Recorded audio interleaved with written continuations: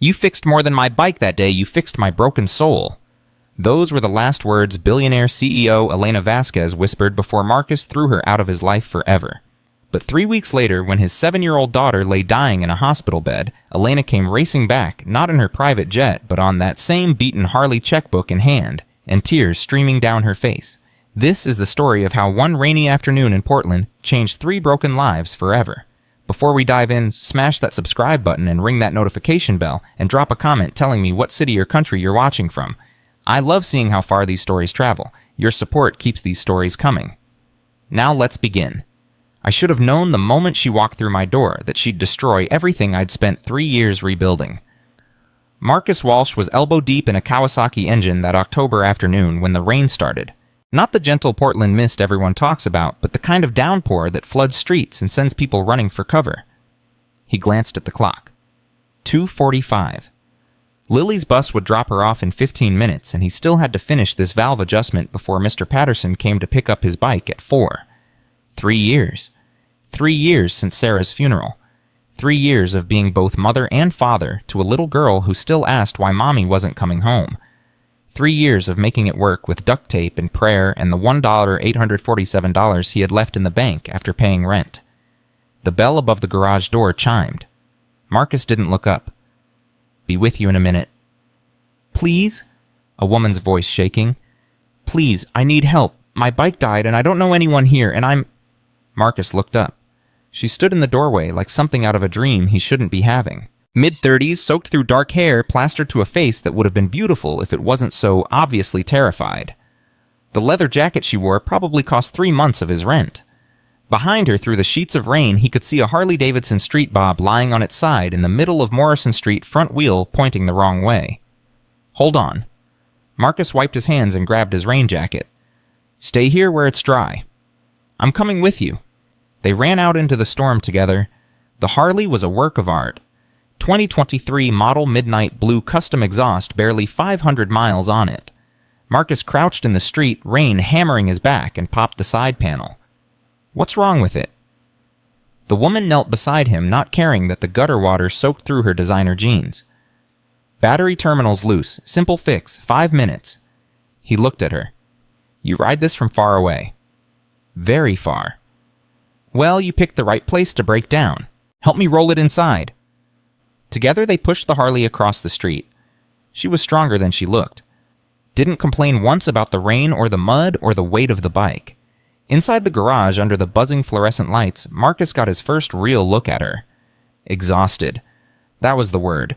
Not just tired, exhausted down to her bones like she'd been running for years and finally hit a wall in southeast Portland. "Coffee?" he offered. "God, yes, please." Marcus started the ancient Mr. Coffee machine Sarah had bought at a yard sale. "I'm Marcus." "Elena." She said it quickly like she'd practiced. "Just Elena." "Just Elena who rides a $15,000 Harley." She flinched.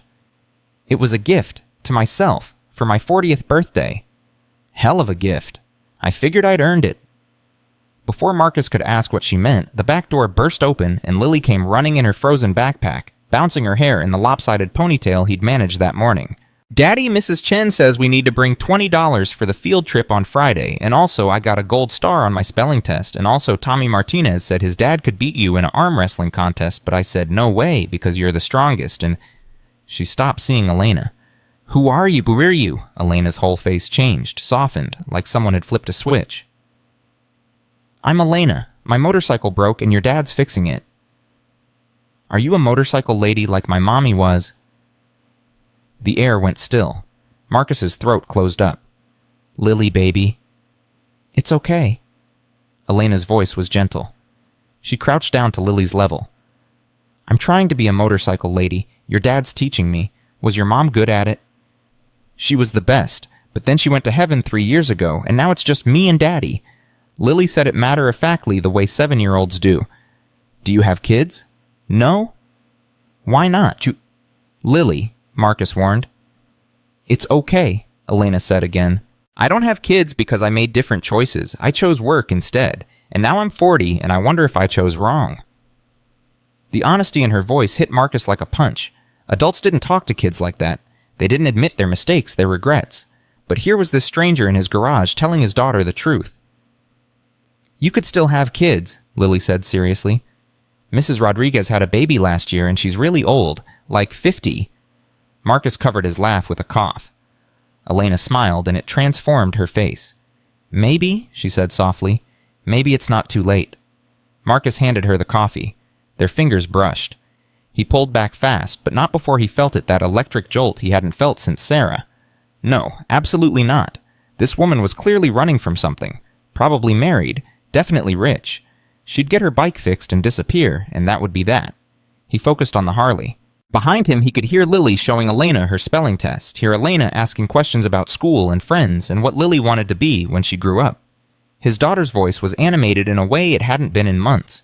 Not since the anniversary of Sarah's death had passed in August, and Lily had cried herself to sleep asking why God took Mommy away. Marcus's hands tightened on his wrench.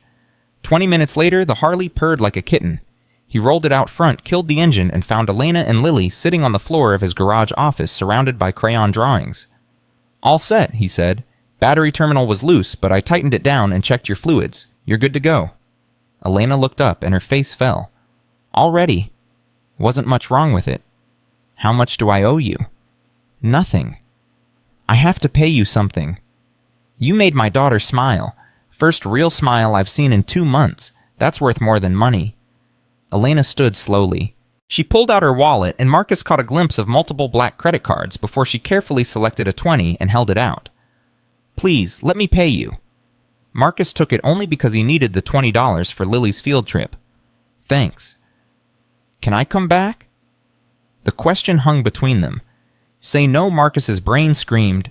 She's trouble. You can see it in her eyes. Whatever she's running from, you don't want any part of it. "Yeah," his mouth said. "We're here Monday through Saturday, 8 to 6.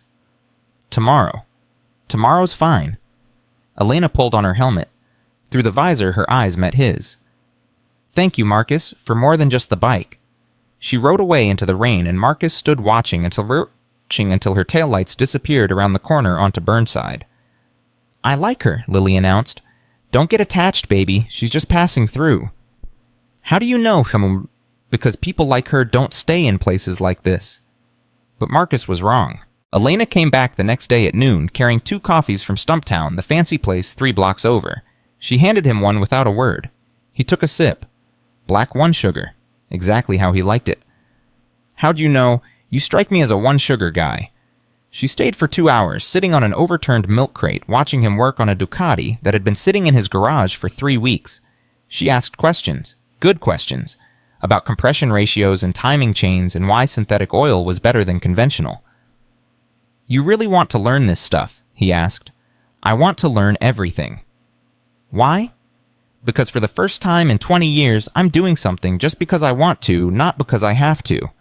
She came back the next day, and the next, and the next. By the end of the first week, she knew the names of his regular customers. She'd memorized where he kept the metric versus standard sockets. She'd learned to make coffee the way Mr. Patterson liked it, 3 sugars, splash of milk, microwaved for exactly 30 seconds. "You're good at this," Marcus said on Friday afternoon. "At making coffee, at everything. You pick things up fast, too fast." Elena's hands stilled on the parts catalog she'd been organizing. "I've always been a quick learner." "What did you do before you were just Elena on a Harley?" "I solved problems, big complicated problems. I was good at it. So good that I forgot how to do anything else." "Like what?" "Like be a person instead of a machine." That night after Elena left and Lily was in bed, Marcus sat at his kitchen table with a beer and Sarah's photo, the photo he'd finally stopped crying over 6 months ago. "Met someone," he whispered to her smiling face. "Don't worry, she's just passing through, but she's got Lily laughing again, and me. I don't know, I felt something today, just for a second, and then I felt guilty for feeling it." Sarah smiled back at him, frozen at 31, her whole life ahead of her until a drunk driver took it all away. "I'm not replacing you," Marcus said. "I could never replace you, but I'm so damn tired of being alone." The photo didn't answer. It never did. The second week, everything shifted. Elena showed up Monday morning with a proposition. "Teach me. Really teach me. I want to learn how to fix bikes." "Why?" "Because I need to do something with my hands. Something real. I've spent 20 years working in the abstract. I want to create something tangible. So Marcus taught her. He showed her how to change oil, how to check valve clearances, how to read a spark plug to diagnose engine problems. Elena threw herself into it with an intensity that bordered on obsessive. She bought her own tools, expensive ones, from the Snap-on truck that came by on Tuesdays. She watched YouTube videos at night and came in the next morning asking questions that proved she'd been studying.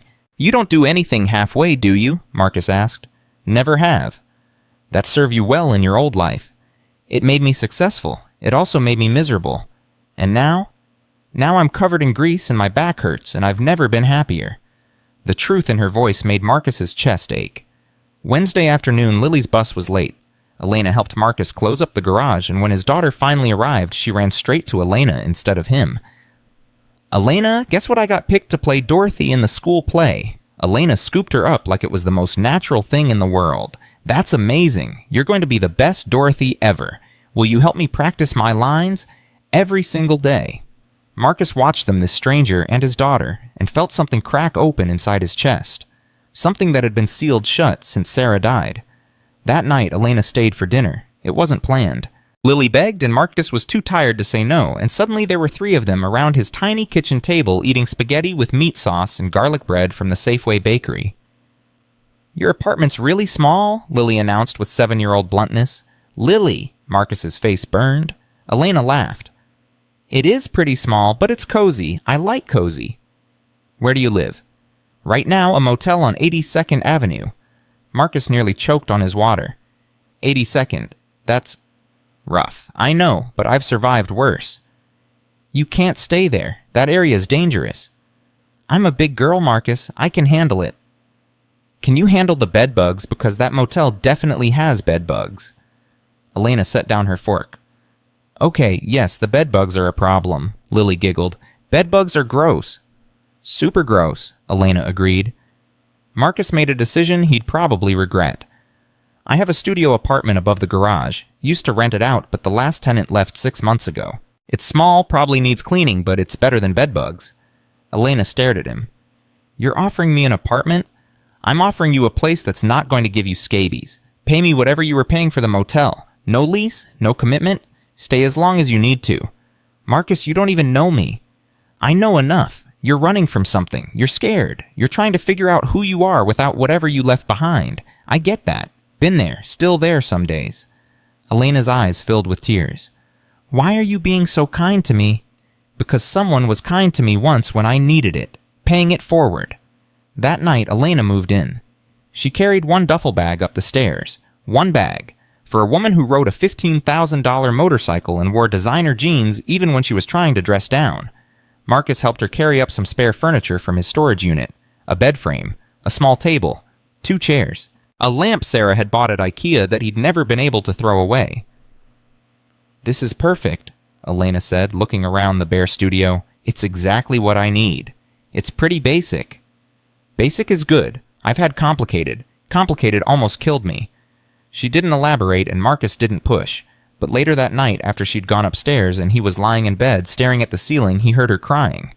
Soft, muffled sobs that she was clearly trying to hide. He almost went to her, almost knocked on her door and asked what was wrong, almost offered comfort the way he would to anyone in pain. But he didn't, because something told him that Elena's pain was too big for him to handle, that whatever she was crying about would swallow him whole if he let it. So he stayed in his bed and listened to her cry and hated himself for not being brave enough to help. The 3rd week, Elena became part of their lives. Not intentionally. It just happened. She was there when Lily got off the bus. She helped with homework while Marcus finished up in the garage. She learned to make grilled cheese the way Lily liked it, extra crispy with the crusts cut off. She taught his daughter chess using a board she bought at Goodwill. "You're good with her, sure," Marcus said one evening. "She's easy to love." Still, not everyone has the patience for a 7-year-old's endless questions. "I like her questions. They're honest. She doesn't have an agenda." "Unlike the people in your old life," Elena looked at him sharply. "You're fishing." "Maybe. You gonna bite?" "What do you want to know?" "Everything. Nothing. I don't know. You're this mystery woman who showed up in my garage and somehow became part of my family in 3 weeks. Part of me wants to know every secret. Part of me is terrified to ask." "Why terrified?" Because I think whatever you're hiding is big enough that it'll make you leave when it comes out. Elena was quiet for a long time. They were sitting on his apartment steps watching Lily chase fireflies in the small yard behind the garage. Summer wasn't quite over yet, and the warm evening air smelled like cut grass and motor oil. I had a life, Elena finally said. A big, important, successful life. I built something from nothing. I was good at it. So good that it consumed everything. My time, my energy, my relationships, my health. And one day I woke up and realized I had everything I'd ever worked for, and absolutely nothing that mattered. So you left. So I ran. Got on my bike and drove until I couldn't drive anymore. Ended up here. What about the people you left behind? There was no one, that's the problem. I had colleagues, employees, board members, investors, but no friends, no family, no one who'd miss me if I disappeared. Someone's looking for you, Marcus said quietly. I can see it in the way you check your phone and then turn it off. In the way you flinch every time a car slows down outside. Someone wants you back. They don't want me. They want what I can do for them. What can you do? Elena smiled, sad and tired. Make them money. Solve their problems.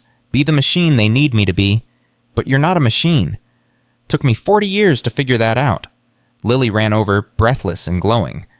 I caught 3 fireflies. Can I keep them? You gotta let them go, baby, Marcus said. They need to be free. Lily carefully opened her cupped hands and watched the fireflies drift away into the darkening sky. I wish Mommy could see them. Marcus's throat tightened. She can, baby, from heaven.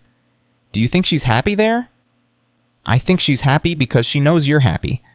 I am happy. Elena makes us happy. The simple truth of it hit Marcus like a freight train. His daughter was happy again. Really happy, because of this woman they barely knew. Elena was crying silently, tears streaming down her face.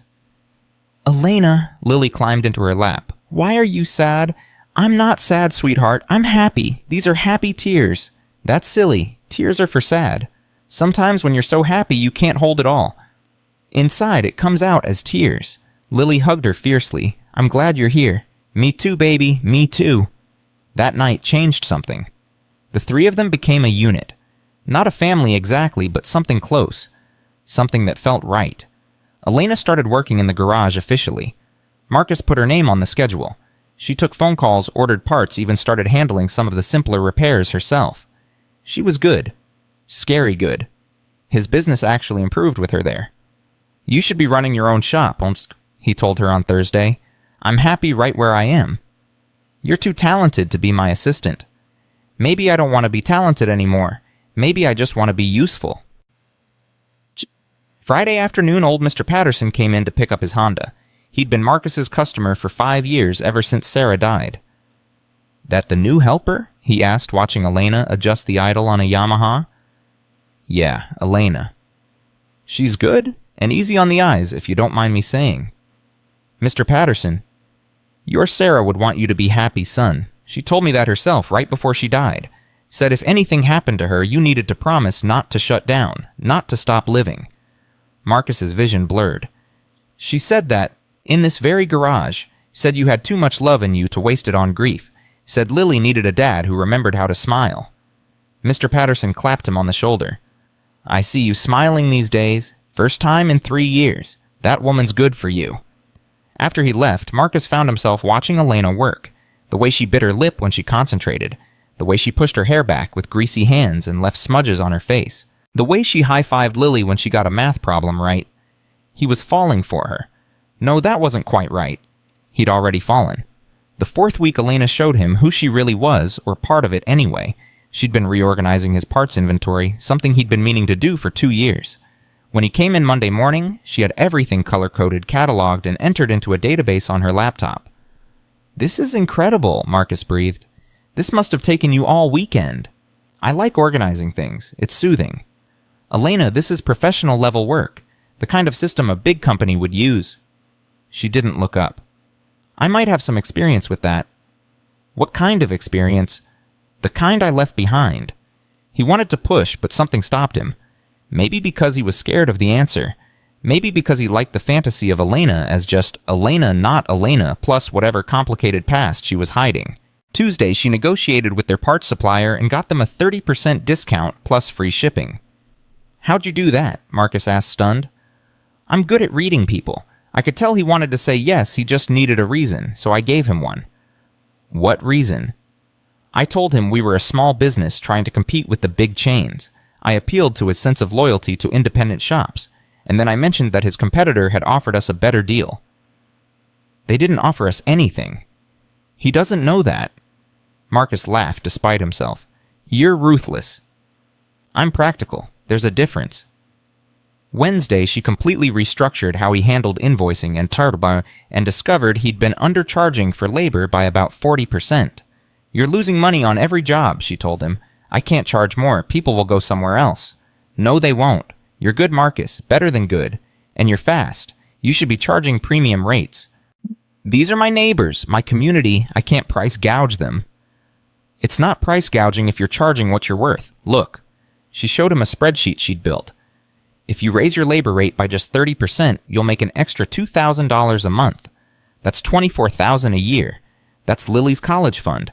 That's savings. That's not worrying about rent. The numbers made Marcus dizzy. You did all this in one night. I couldn't sleep. Elena, who are you? She met his eyes. Someone who's very good at making money, and someone who's trying to learn that money isn't everything. That night, Marcus raised his rates. The next day, he made $800 on 3 jobs that would have netted him $500 before. Not a single customer complained. You were right, he told Elena. I usually am. About business anyway. What about everything else? Everything else I'm terrible at. That's why I'm here. Friday evening after they closed the garage, Elena cooked dinner. Real cooking, not the boxed spaghetti Marcus usually made. Some kind of pasta dish with fresh vegetables and herbs she'd bought at the farmer's market. Where'd you learn to cook? Lily asked, twirling noodles on her fork. My grandmother. She was from Spain. She said cooking was how you showed love when you didn't have the words. Do you love us? Lily asked with devastating innocence. Elena's hand trembled on her wine glass. Yes, I do. Good. We love you too. Right, Daddy? Marcus's heart stopped. Every eye turned to him. Elena looked terrified. Lily looked expectant. Yeah, he managed. Yeah, we do. Elena excused herself quickly, went upstairs to her studio. Marcus could hear her pacing, could hear her on the phone speaking rapidly in Spanish, could hear the barely controlled panic in her voice. An hour later, she came back down. Marcus, can we talk? They sat on his couch after Lily was in bed. Elena's hands were shaking. I need to tell you something about who I am, about what I left behind. Okay? But I'm scared.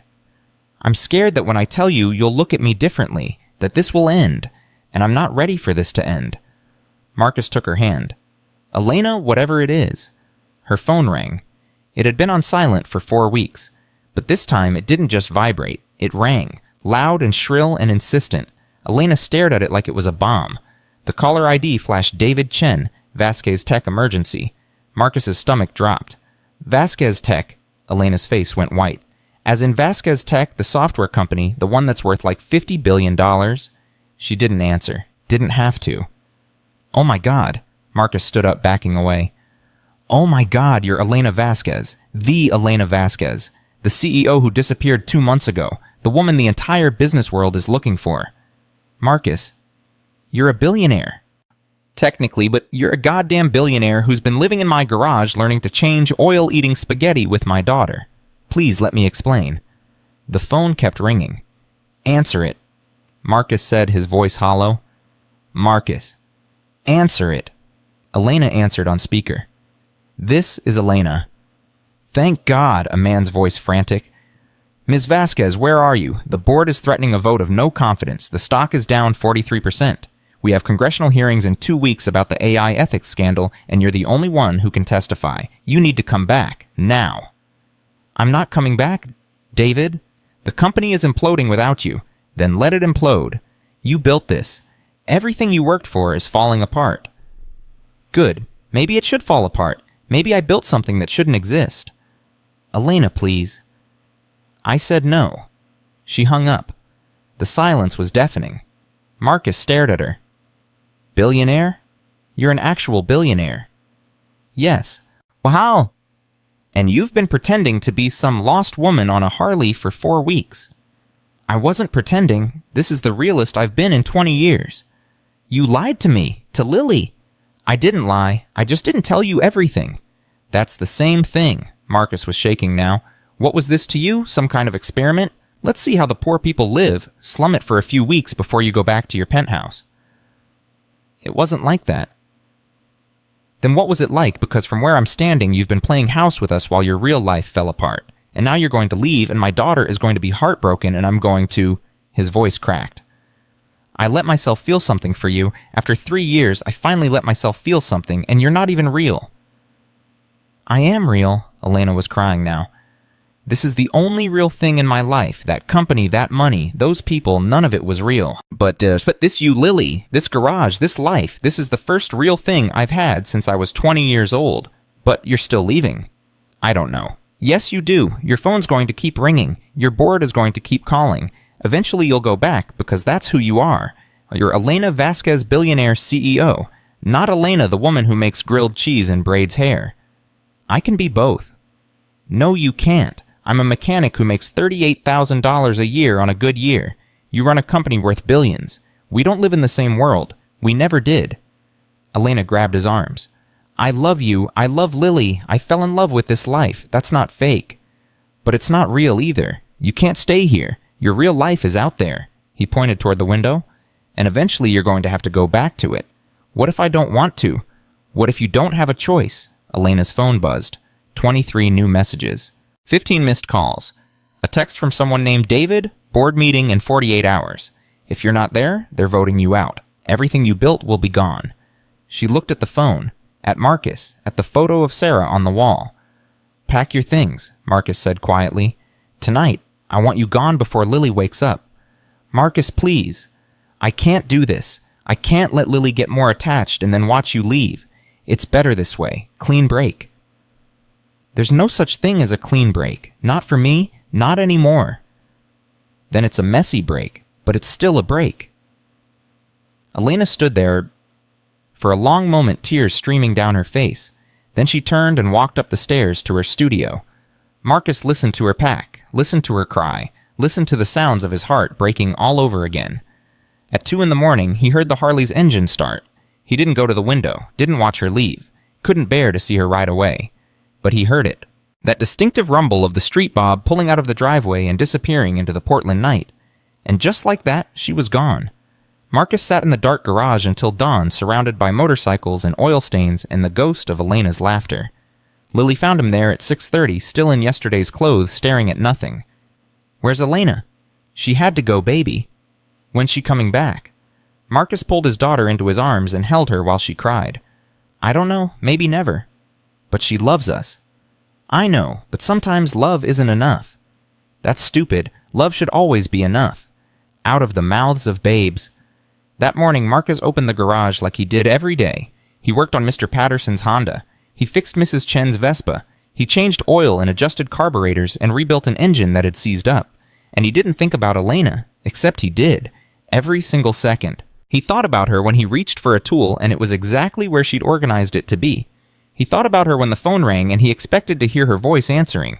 He thought about her when Lily came home from school and didn't run to show Elena her homework first. That night, he climbed the stairs to her studio.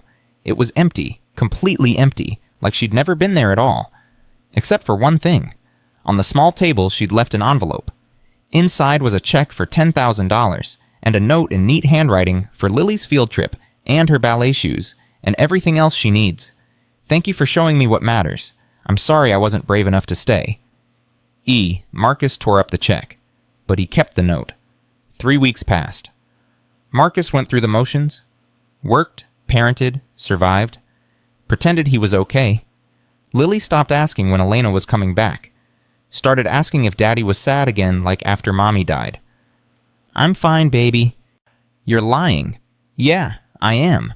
On Tuesday of the 4th week, Marcus got a phone call that changed everything. Lily's school. She'd been hit by a car in the crosswalk. The driver ran a red light. She was in the ICU at OHSU. Marcus's world ended for the second time. He raced to the hospital, left the garage unlocked, left everything behind.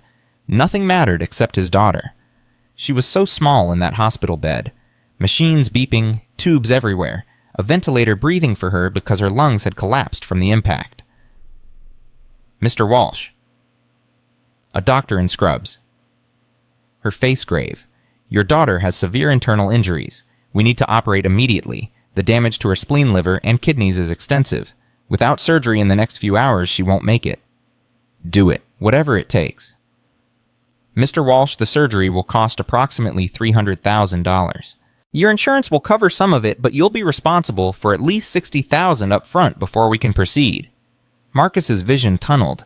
I don't have $60,000. Then I'm sorry, without payment authorization, my daughter is dying and you're telling me you won't save her because I'm poor. It's hospital policy. I'm truly sorry. Marcus sank into a chair outside the ICU, called everyone he knew. His brother in Seattle said he could send $3,000. Mr. Patterson offered $5,000. Mrs. Chen started a GoFundMe. It wasn't enough. It would never be enough. He was going to lose Lily, just like he'd lost Sarah, and there was nothing he could do.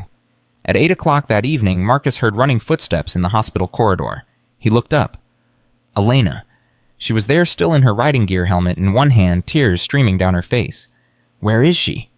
Marcus couldn't move, couldn't breathe, couldn't process that Elena Vasquez was standing in front of him in a Portland hospital corridor, looking like she'd ridden through hell to get there. How did you know? His voice came out broken. Mr. Patterson called me. I gave him my number before I left, just in case. Elena's eyes were wild, desperate. Where is she, Marcus? Where's Lily? ICU, room 347, but they won't operate. I don't have the money, and they won't. Elena was already running. Marcus chased after her, his legs wood in his mind, unable to catch up with what was happening. They burst through the ICU doors together. A nurse tried to stop them, but Elena pushed past like a force of nature. Lily lay in the bed so pale she looked like a ghost. The ventilator hissed. Monitors beeped. Blood transfusion bags hung from poles. Elena made a sound Marcus had never heard a human make. Pure anguish. Oh God, baby, I'm here. I'm here now. Elena grabbed Lily's small hand, careful of the IV lines. You hold on, you hear me. You hold on because I just found you and I'm not losing you. Ma'am, you need to leave. A nurse appeared. Get the surgeon, now. We can't operate without... I said get the surgeon now. Elena's voice cracked like a whip, the CEO voice, the voice that commanded boardrooms and built empires. I'll have $75,000 wired to this hospital's account in the next 10 minutes. Get the surgical team ready. Move. The nurse ran. Elena turned to Marcus. Mascara streaked her face. Her hands shook. I need your bank information. I'm wiring you money. Enough for the surgery, the hospital stay, everything. Don't argue with me. Don't you dare argue with me right now. Elena, she's not dying because of money. I have money. More money than God. And it's going to save her life. That's the only thing that matters. A doctor rushed in, the same one from before. Ms. Vasquez, Elena Vasquez, from Vasquez Tech. Yes. How fast can you operate? The surgical team can be ready in 20 minutes if nothing. I'm transferring $100,000 right now. 50 for the surgery, 50 for whatever comes after. Do it. Elena pulled out her phone, made 3 calls in rapid-fire Spanish. Marcus heard numbers, heard account information, heard Elena Vasquez, the billionaire CEO, doing what she did best, solving impossible problems with terrifying efficiency. 7 minutes later, the hospital's financial department confirmed the transfer. 10 minutes after that, they were wheeling Lily toward surgery. Elena held Marcus as they watched their little girl disappear through double doors. She's going to make it. She has to make it. Why did you come back? Marcus whispered. Because I love her. Because I love you. Because the second I rode away from Portland, I knew I'd made the biggest mistake of my life. But your company, huh? To hell with my company. To hell with all of it. I thought I left because I was scared of you finding out who I really was. But the truth is, I was more scared of admitting that I'd rather be in a garage in Portland than running an empire. I'd rather change oil and help with homework and be part of a family than be Elena Vasquez billionaire. But I was too much of a coward to admit it. You're here now. I should have been here all along. They sat in the surgical waiting room for 6 hours. Elena never let go of Marcus's hand.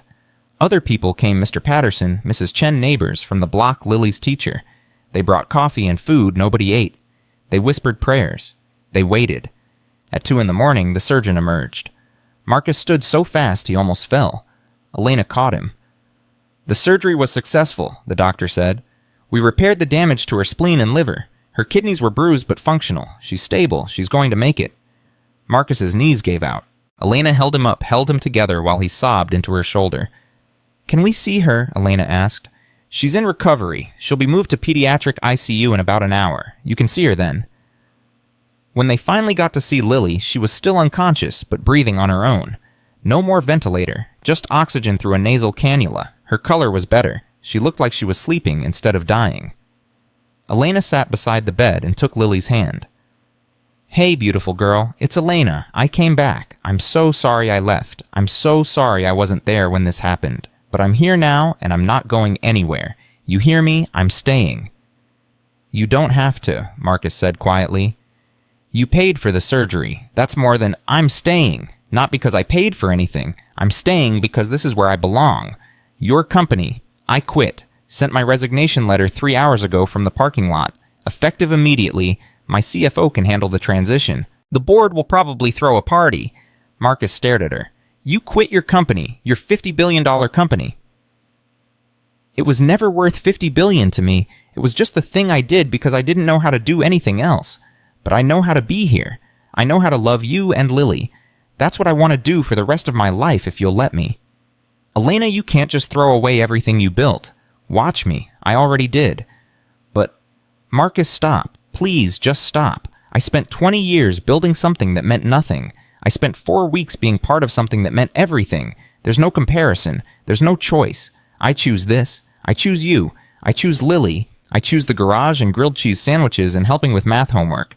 I choose being Elena instead of Elena Vasquez. Please, let me choose this."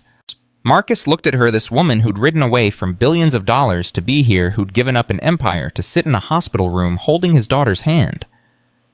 "You're insane." "Probably. You're going to regret this." "Never." "You're..." His voice broke. "You're the bravest person I've ever met." Elena smiled through her tears. "I'm terrified. But I'm done running. This is my stand." Lily's eyes fluttered open. "Daddy?" Her voice was so small, so weak. Marcus was there instantly. "I'm here, baby. I'm right here." "Where am I?" "Hospital. You were in an accident. But you're okay now. You're going to be okay." Lily's eyes found Elena. "You came back." "I came back."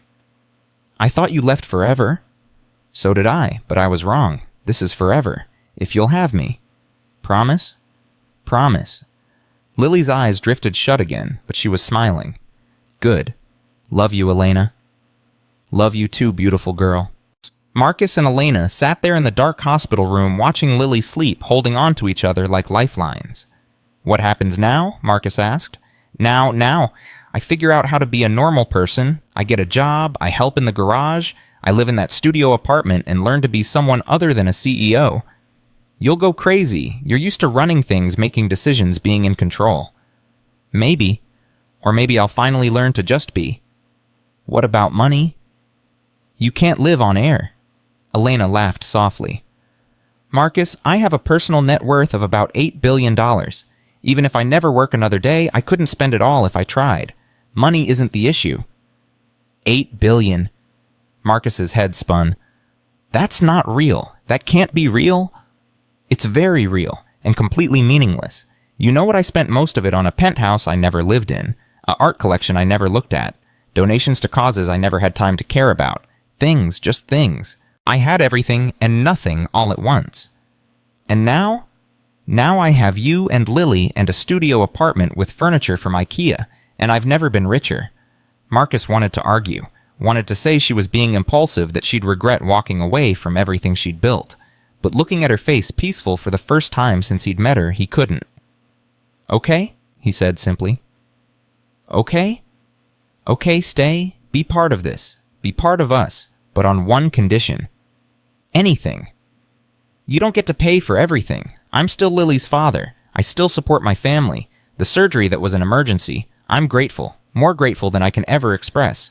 But moving forward, we do this together, as equals. Marcus, you make $38,000 a year and I have $8 billion. We're not equals. In money, no. In this relationship, yes. If you're staying as my partner, not my benefactor. I need you to understand that. Elena was quiet for a long moment. You're asking me to let you struggle financially when I could make all your problems disappear with a phone call. Yes. That's going to be very hard for me. I'm a problem solver. It's what I do. Then learn to do something else. Learn to let me be a man who takes care of his family. Our family, Elena corrected. If I'm staying, she's our family now. The word hit Marcus like a fist to the chest. Our family. Sarah had been gone for 3 years, and he'd gotten used to thinking of himself and Lily as a unit of two.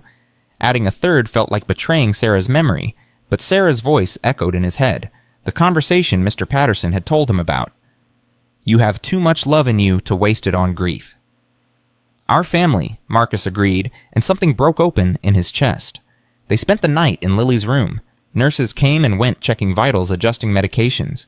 Elena never left Lily's bedside. Marcus dozed in an uncomfortable chair and woke up every hour to make sure his daughter was still breathing. At dawn, Lily woke up more alert.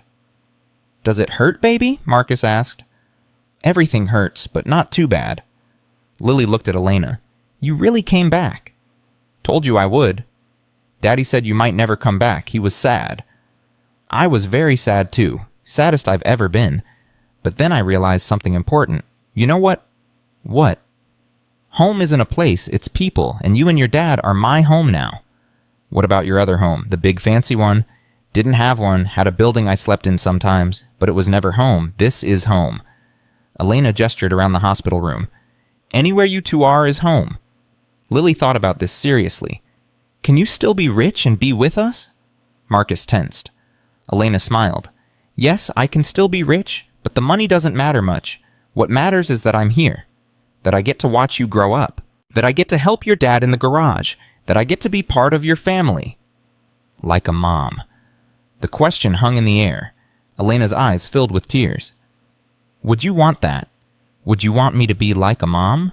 I already have a mom in heaven, but she's been gone a long time, and I think she'd like you. I think she'd want you to be here. Marcus had to leave the room.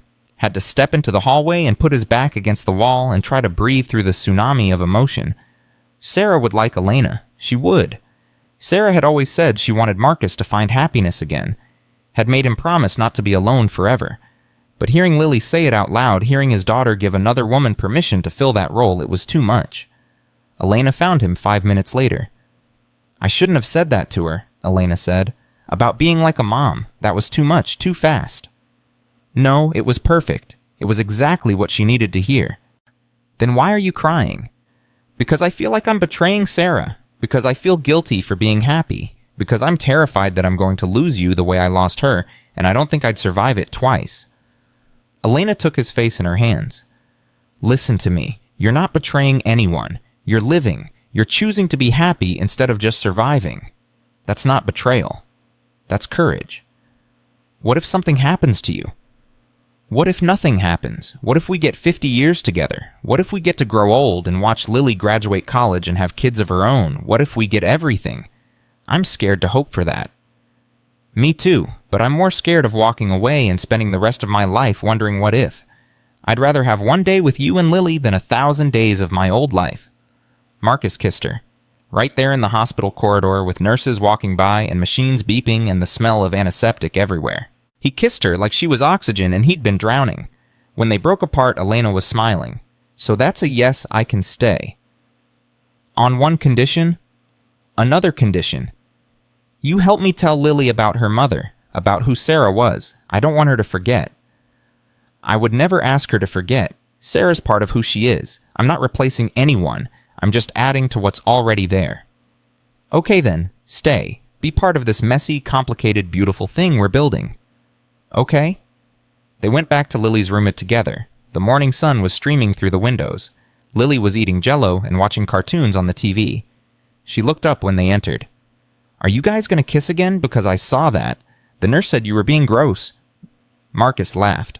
Really laughed for the first time in 3 weeks.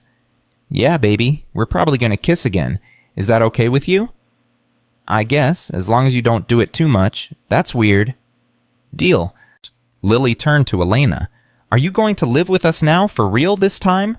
If that's okay with you, can you still help me with my math homework? Every single day. Can you teach me to ride a motorcycle when I'm older? Marcus opened his mouth to say absolutely not, but Elena beat him to it. When you're 16 and your dad says it's okay, can you make those good pancakes again, the ones with the blueberries? Whenever you want. Then okay, you can stay. As if it had ever been a question. As if this 7-year-old girl hadn't just given her blessing to completely reshape their family. But that's how it worked with kids. They were adaptable, resilient, ready to love if you gave them half a reason. Lily stayed in the hospital for 8 more days. Elena was there every single day from the moment visiting hours started until security kicked them out at night. She brought books and puzzles and helped Lily do her schoolwork so she wouldn't fall behind. She learned to change bandages and monitor drainage tubes. She slept in the chair beside Lily's bed even though Marcus told her she could go home and rest. "This is home," Elena kept saying, "wherever you two are." On day 4, a man in an expensive suit showed up asking for Elena Vasquez. "I'm David Chen, her former CFO," he told Marcus in the waiting room. "I need to speak with her about the company transition. She doesn't want to see you. The board needs her to sign paperwork. There are legal issues with her sudden resignation. She can't just walk away." Watch her. But Elena came out anyway. "David, what do you want?" "To talk sense into you. Elena, what are you doing? You built this company from nothing. It's your legacy." "My legacy is in a hospital bed recovering from surgery. Everything else is just business." "Just business, Vasquez Tech is something I don't care about anymore. I'm done, David. Truly done. Have the lawyers send whatever I need to sign. I'll sign it. But I'm not coming back. Not for meetings, not for press conferences, not for anything." "You're throwing away everything." "No, I'm finally keeping what matters." David looked at Marcus like he was seeing him for the first time. "You're the mechanic, the one she's been living with." "That's right." "What did you do to her? How did you brainwash the smartest woman I know into giving up billions of dollars?" Marcus smiled. "I didn't do anything. I just loved her. Turns out that was enough." David left, shaking his head. That night, Elena's resignation hit the news. "Billionaire CEO Elena Vasquez walks away from tech empire," screamed the headlines. The business channels couldn't stop talking about it. They called it a mental breakdown, a crisis, the biggest mistake in corporate history. Elena turned off the TV and didn't look back. On day 9, Lily was discharged. They brought her home to the apartment above the garage. Elena had spent the previous night cleaning and decorating, hanging fairy lights, and putting up posters of motorcycles and butterflies. She'd bought a new comforter for Lily's bed, purple with stars, Lily's favorite. "You did all this?" Lily looked around in wonder. "I wanted you to have a proper welcome home." "This is the best room ever." Marcus watched Elena tuck Lily into bed that first night home, watched her read a story and sing a song and kiss Lily's forehead goodnight, watched her become a mother right before his eyes. Later, when Lily was asleep, they sat on Marcus's couch drinking beer. "I talked to a lawyer today," Elena said, "about adoption." Marcus almost dropped his beer. "Adoption. I want to adopt Lily, officially, legally, make her mine in every way that matters, if that's okay with you." "Elena, we've been together for like 2 months total. That's fast, really fast." "I know, and we can wait if you want, but I also know that I'm not going anywhere. That I want to be her mother in every sense of the word, and I want it to be legal. I want her to know that she's stuck with me forever." "What about us getting married?" Elena looked at him. "Is that a proposal?" "No, maybe, I don't know. I'm saying we should probably do things in order, right? Get married first, then adoption. Or we could do both, or neither. I don't need a piece of paper to tell me we're a family. I already know. But I want the paper. I want to marry you, Elena. I want Lily to have your last name if that's what you want. I want all of it. I'm just scared." "Of what?" "Of losing you, of this being too good to be true, of waking up and finding out it was all a dream." Elena took his hand. "Then wake up scared every day and choose to believe anyway. That's what I'm doing. I'm terrified, but I'm done letting fear make my decisions." "When did you get so wise?" "About 6 weeks ago in a garage in southeast Portland. A mechanic taught me." Marcus kissed her, slow and deep and full of promise. "I love you," he said. "I love you too. So we're really doing this, getting married, becoming a family, unless you change your mind in the next 30 seconds. "Not changing my mind." "Good, neither am I." They sat there in the dark, holding each other, listening to Lily's soft breathing from the next room. 3 broken people who'd somehow found a way to make each other whole. 2 weeks later, Elena officially became a resident of Oregon.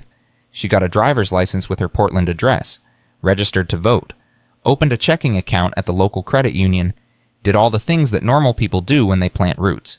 She also started working in the garage officially, not as help, as a partner. Marcus redid the sign Walsh and Vasquez Motorcycle Repair.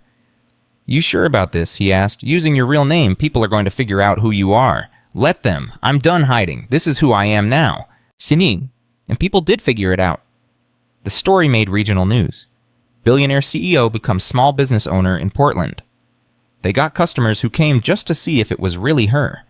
Elena handled it with grace, changing their oil and chatting about compression ratios like she'd been doing it her whole life. Some of the old customers were weird about it at first. Mr. Patterson pulled Marcus aside. "You sure about being in business with her? What happens when she gets bored and leaves?" "She's not leaving." "How do you know?" "Because I know. Same way I knew Sarah was the one 30 seconds after meeting her. You just know." Mr. Patterson nodded slowly. "Fair enough. She makes good coffee. I'll give her that." 1 month after Lily came home from the hospital, Marcus took Elena to Sarah's grave. "I want you to meet her, Hag," he said. They stood in front of the headstone. Sarah Walsh, beloved wife and mother. Born 1989, died 2022. The dates that had defined Marcus's life for 3 years. "Hi, Sarah," Elena said softly. "I'm Elena. I love your husband and your daughter more than I knew it was possible to love anyone.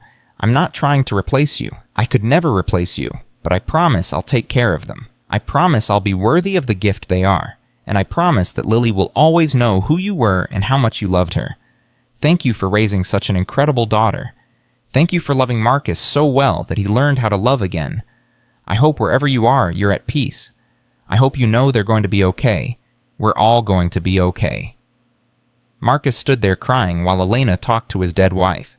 It should have been weird, should have been wrong, but it felt exactly right. "She would have liked you," he finally said. Yeah, you're both stubborn and brilliant and terrible at asking for help. You would have been friends. I wish I could have known her." "Me too." They stood there until the sun started to set, saying goodbye to the past and hello to the future. That night, Marcus proposed. No ring, no fancy restaurant. Just the two of them on the couch after Lily was asleep, surrounded by motorcycle magazines and empty coffee cups and the comfortable mess of their life. "Marry me," he said. Elena looked at him. "That's it. That's the proposal." "What do you want? A speech?" "I'm a mechanic, not a poet." "Yes, actually, I want a speech. I want you to tell me why." So Marcus did. "I want to marry you because you came back. Because when everything in your life was screaming at you to stay away, you got on your bike and rode through the night to be here. I want to marry you because you love Lily like she's yours. Because you make terrible jokes and organize my garage, and you're learning to ride a motorcycle even though you're scared of falling. I want to marry you because you walked away from billions of dollars for a life worth living. Because you're brave and stubborn and the best thing that's ever happened to us. Because I love you so much, it scares me. Because I want to spend every day for the rest of my life proving that you made the right choice. So yes, marry me, be my wife, be Lily's mom, be part of this weird, wonderful, impossible thing we're building." Elena was crying. "Yes, God, yes, 1,000 times yes," they told Lily the next morning over pancakes. "Elena and I are getting married," Marcus announced. Lily's eyes went huge. "Really? Really? What do you think about that?" "I think it's about time. I've been waiting forever. When's the wedding?" "We haven't planned that yet." "Can I be the flower girl?" "You're the only flower girl." "Can we have the wedding in the garage with motorcycles?" Marcus looked at Elena. Elena shrugged. "Why not?" "In the garage it is." Marcus agreed. And that's exactly what they did. Planning a wedding in a motorcycle garage turned out to be more complicated than any of them expected. "We need chairs," Elena said, staring at the oil-stained concrete floor. "And we need to move all the bikes. And we need to clean. A lot." "It's a garage," Marcus pointed out. "It's supposed to smell like oil. It's our wedding. It's supposed to smell like flowers." "Can it smell like both?" Lily bounced between them, clutching a notebook where she'd been drawing wedding plans. "I think we should have motorcycle flowers, like flowers shaped like motorcycles. Is that a thing?" "If it's not, we'll make it a thing," Elena promised. They set the date for 6 weeks out, early December, right before the holidays. Small ceremony, just close friends and neighbors. Mr. Patterson would officiate. Turned out he was an ordained minister, something he'd never mentioned in 5 years. Mrs. Chen insisted on catering. The whole block wanted to help. But first, there were other battles to fight. David Chen showed up again 3 days after the engagement, this time with lawyers. "Elena, you need to sign these papers," he said, spreading documents across the small table in her studio apartment. "The board is suing. They're claiming you breached your fiduciary duty by abandoning the company during a crisis." "Let them sue. They're asking for $2 billion in damages." Elena didn't even blink. "Fine, take it. Have all of it. I don't care." "You don't care about $2 billion. Not even a little bit. What else?" David stared at her like she'd grown a second head. "There are also shareholders filing a class action. They claim your resignation tanked the stock price and cost them money." "Also fine. Settle with them. Whatever they want." "Elena, you're not thinking clearly. You're letting your emotions..." "My emotions are the clearest they've been in 20 years. Sign whatever needs to be signed. Pay whatever needs to be paid. I'm done with all of it." Marcus had been listening from the doorway. "She said she's done. You need to leave." David turned to him. "Do you have any idea what you're costing her? She's throwing away her entire fortune because of you." "No, she's choosing a different kind of fortune, one that actually matters." "You're a mechanic who lives above a garage. What can you possibly offer her that's worth billions of dollars?" "Love, family, a life that means something. Take your pick." David gathered his papers. "You're going to regret this, Elena, both of you." "Probably," Elena agreed, "but not for the reasons you think." After he left, Marcus found Elena sitting on the steps outside, staring at nothing. "You okay?" "I just gave away $2 billion like it was nothing. I should feel something, right? Regret, panic, something." "Do you?" "No, I feel relieved, like I'm finally cutting the last cord tying me to that life." She looked at him. "Dad. Is that crazy?" "Probably, but I'm crazy too, so we match." "What if David's right? What if I regret this someday?" "Then we'll deal with it someday. But today we're planning a wedding in a garage, and that's all that matters." Elena smiled. "A wedding in a garage? My board would be horrified." "Good. Screw your board." "Former board. And yes, screw them." The next challenge came from an unexpected direction, Lily's school. Marcus got called in for a meeting with the principal, Mrs. Davidson, a severe woman who'd never liked him much. She thought single fathers couldn't properly raise daughters. She'd made that clear over the years. "Mr. Walsh, we need to discuss Lily's home situation." Marcus's stomach dropped. "What about it?" "We understand you're engaged to Elena Vasquez, the billionaire CEO." "Former CEO, but yes. And she's living with you, above your garage, with Lily." "That's right. What's the problem?" Mrs. Davidson folded her hands. "We have concerns about the appropriateness of this arrangement. A child living with her father and his girlfriend in such close quarters. The school board has questions." "We're getting married in 6 weeks, and Elena's been part of Lily's life for months now.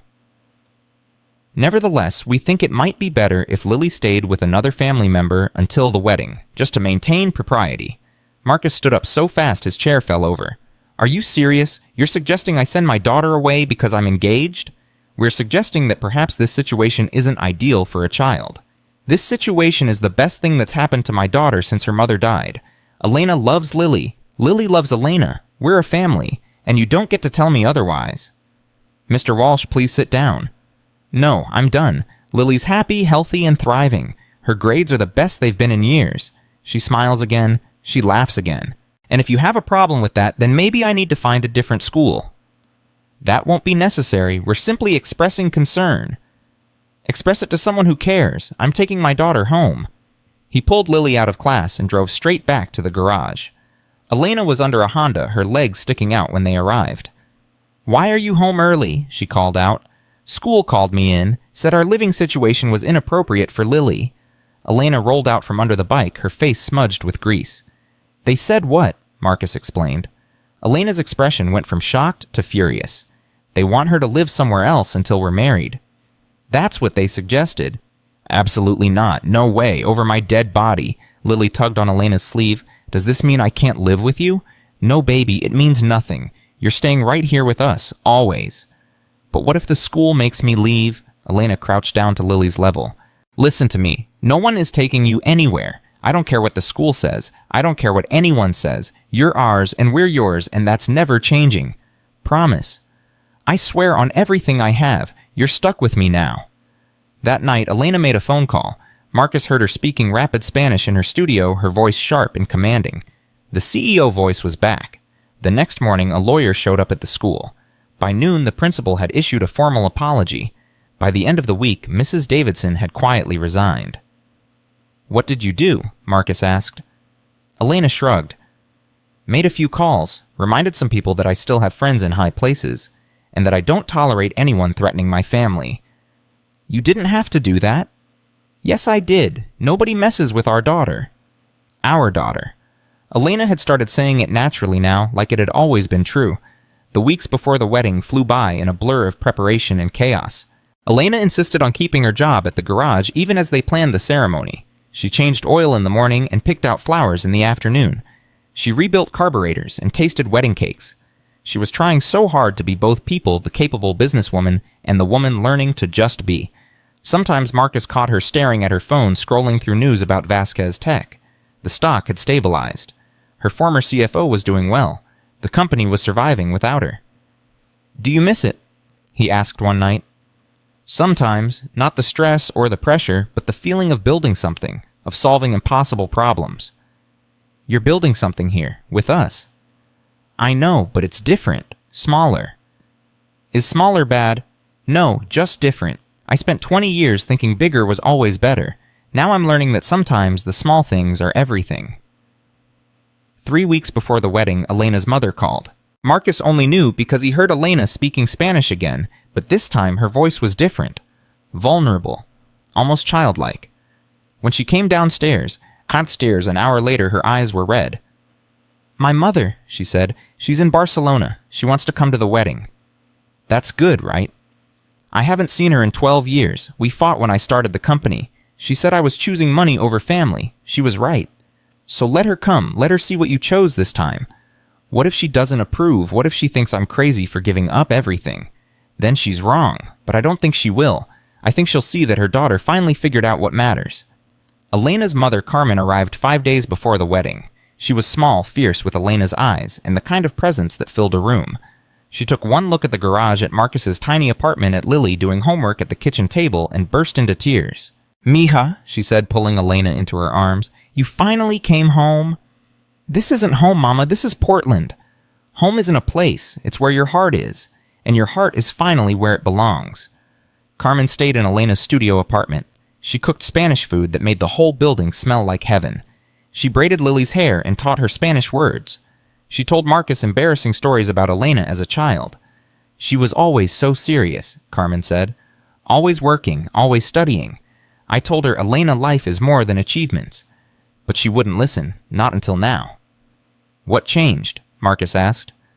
Carmen looked at him like he was simple. "You changed. You and this beautiful girl. You showed her what she was missing." The night before the wedding, Marcus couldn't sleep. He lay in bed staring at the ceiling, wondering if he was making a huge mistake. Elena had given up so much. What if she woke up in 5 years and realized she'd made the wrong choice? What if she resented him for the life she'd left behind? Someone knocked on his door. Elena stood there in pajamas, her hair a mess. "Can't sleep either." "Nope." "Mind if I come in?" They sat on his bed in the dark, shoulders touching. "I keep thinking about Sarah," Marcus admitted. "About what she'd think of all this, about whether I'm betraying her memory by moving on." "You're not. You're honoring it. She loved you enough to want you to be happy. That's what real love is." "What if I mess this up? What if I'm not enough for you?" "Marcus, look at me." Elena turned to face him. "You're the first person in my entire adult life who wanted me not what I could do for them. Not my money, not my connections, not my brain, just me. That's everything. I'm scared." "Me too, but I'd rather be scared with you than safe without you." "When did you get so wise?" "I learned from a mechanic in Portland. He taught me that the best things in life can't be bought or built. They can only be found." Marcus kissed her, soft and gentle and full of promise. "Tomorrow," he whispered. "Tomorrow," she agreed. The wedding day arrived cold and clear. December in Portland meant rain usually, but they got lucky. Blue skies and winter sun streaming through the garage windows. They'd transformed the space, moved all the motorcycles to one side and arranged them like an honor guard, hung white lights from the ceiling, put up flowers, real ones, not motorcycle-shaped though Lily had tried. set up chairs borrowed from the church down the street. Lily wore a purple dress and a crown of flowers. She took her flower girl duties very seriously, practicing her walk down the makeshift aisle 50 times. Elena wore a simple white dress she'd bought at a boutique on Hawthorne. Nothing designer, nothing expensive. Just a dress that made her look beautiful and happy and real. Marcus wore his one good suit, the one he'd worn to Sarah's funeral 3 years ago. He'd had it cleaned and it still fit. Carmen helped Elena get ready in the studio apartment. "You're sure about this, mija?" she asked, pinning Elena's hair. "More sure than I've been about anything in my life." "He's a good man, I can see it, but his life is small, simple. You'll have to adjust." "I've been adjusting for months, Mama. This is who I want to be now.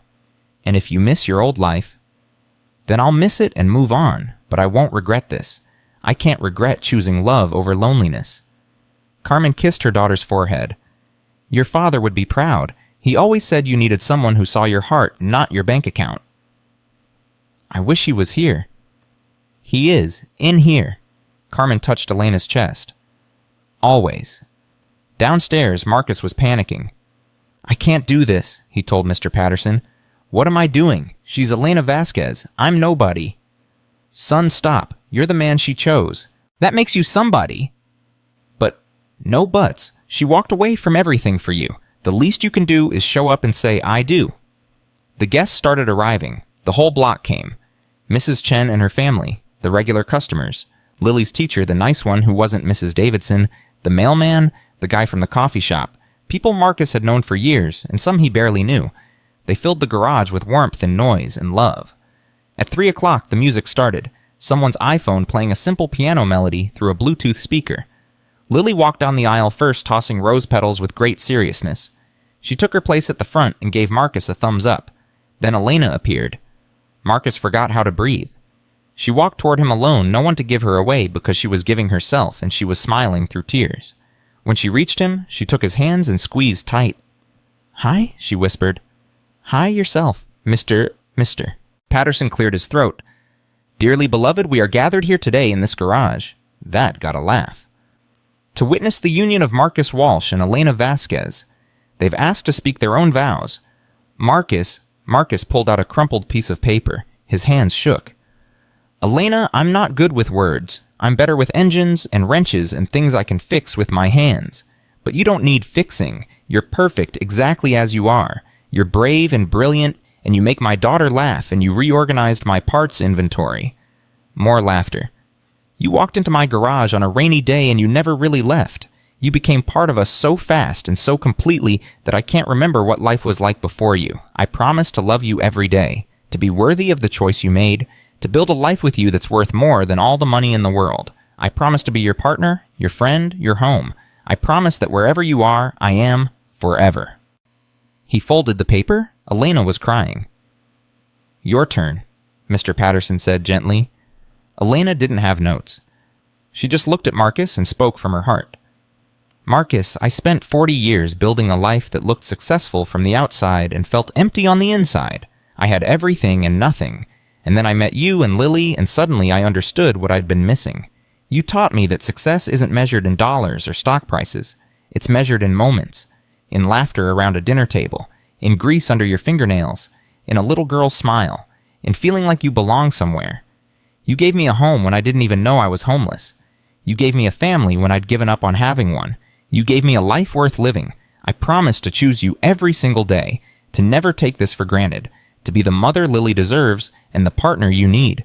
I promise to change oil and fix bikes and make terrible pancakes and love you both with everything I have. You saved me. Now let me spend the rest of my life proving it." There wasn't a dry eye in the garage. "Do you have the rings?" Mr. Patterson asked Lily. She nodded importantly and handed over 2 simple gold bands. Nothing fancy. They'd picked them out together at a pawn shop on 82nd Avenue. "Marcus Walsh, do you take Elena Vasquez to be your lawfully wedded wife?" "I do." "Elena Vasquez, do you take Marcus Walsh to be your lawfully wedded husband?" "I do." "Then by the power vested in me by the state of Oregon and the Internet Ministry that certified me 15 years ago." Laughter. "I now pronounce you husband and wife. Marcus, kiss your bride before she changes her mind." Marcus pulled Elena close and kissed her while everyone cheered. Lily jumped up and down. Carmen sobbed. Someone started a motorcycle engine and revved it in celebration. It was perfect. It was chaotic. It was exactly right. The reception was potluck in the garage. Chen had made enough Chinese food to feed 50 people. Someone brought beer.